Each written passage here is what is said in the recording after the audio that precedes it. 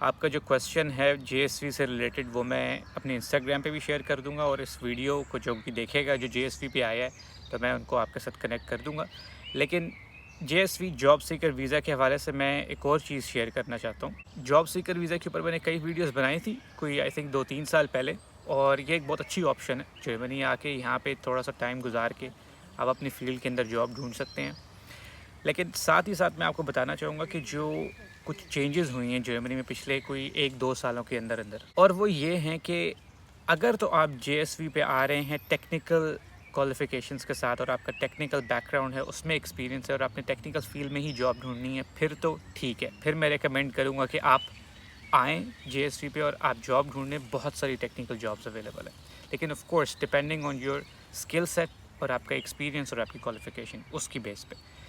लेकिन अगर आप नॉन टेक्निकल जॉब्स के लिए जेएसवी का रिस्क लेके आ रहे हैं तो मैं वो रिकमेंड नहीं करूँगा। इवन दो कि अगर आपकी जॉब की नेचर ऐसी है कि उसके अंदर जर्मन लैंग्वेज की प्रोफिशिएंसी बहुत हायर लेवल की रिक्वायर्ड नहीं है, तो भी उन्होंने इसको काफ़ी ज़्यादा वेटेज देना शुरू कर दी है। और कई सारी आईटी पोजीशंस की भी नेचर ऐसी होती है कि उसके अंदर आपको बीइंग एन आईटी एक्सपर्ट बहुत सारे अपने कंपनी के जो बिज़नेस पार्टनर्स हैं उनके साथ भी फ्रीक्वेंट कांटेक्ट में रहना होता है और कम्युनिकेशन करनी होती है।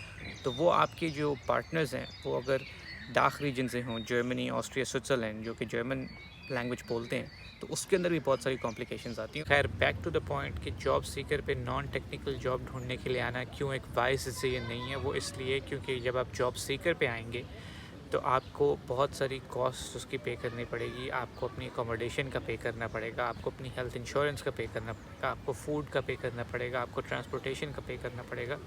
और जब आप एज अ स्टूडेंट आते हैं तो ये सारी चीज़ें बहुत डिस्काउंटेड होती हैं। तो आप अगर मॉडेस्टली भी जर्मनी के किसी भी बड़े शहर में, और आप जेएसवी पे आप आ रहे हैं, तो आप जाहिर सी बात है बड़े शहरों में रहना प्रेफर करेंगे जहाँ पे ज़्यादा जॉब्स होती हैं। तो आप अगर किसी भी जर्मनी के बड़े शहर में रहते हैं तो आपका इजीली एक बंदे का अराउंड 2000 यूरो पर मंथ खर्चा आ जाएगा, जो कि आप अपनी करेंसी में लेके आ रहे होंगे। आप उसको अब सोचें, अगर आप पाकिस्तान से कन्वर्ट करके ला रहे हैं तो ऑलमोस्ट आपका महीने का 6 लाख रुपया लग रहा है। इसलिए ये काफ़ी बड़ा रिस्क होगा एज़ कम्पेयर टू कि अगर आप टेक्निकल जॉब्स के लिए अप्लाई करने आ रहे हैं। हाँ, अगर आप बहुत ही कॉन्फिडेंट है, सुपर कॉन्फिडेंट है कि आपका जर्मन जो स्पोकन लेवल है वो नियर नेटिव है, C1 C2 लेवल की इक्वलेंट है, और आपका बहुत हैवी जॉब एक्सपीरियंस है, अच्छा स्किल सेट है, तो शायद प्रॉब्ली आप इसके ऊपर सोच सकते हैं। लेकिन मैं अगर होता है इस पोजीशन में तो मैं सिर्फ टेक्निकल जॉब्स, मेरा टेक्निकल स्किल सेट होता तभी मैं जेएसवी पे आता। नॉन टेक्निकल के लिए मैं क्या रिकमेंड करूँगा कि आप वहीं से बैठे बैठे आप जर्मनी में जॉब्स अप्लाई कर सकते हैं। इससे ये कि आपका फाइनेंशियल कोई लॉस नहीं होगा। और कई सारे लोग मैंने ऐसे देखे हैं जर्मनी में जो कि डायरेक्ट इंडिया या पाकिस्तान से रिक्रूटर होके आते हैं जर्मनी, लेकिन टू बी ऑनेस्ट मैंने जितने भी अभी तक देखे हैं वो सारे टेक्निकल जॉब्स के लिए ही आते हैं।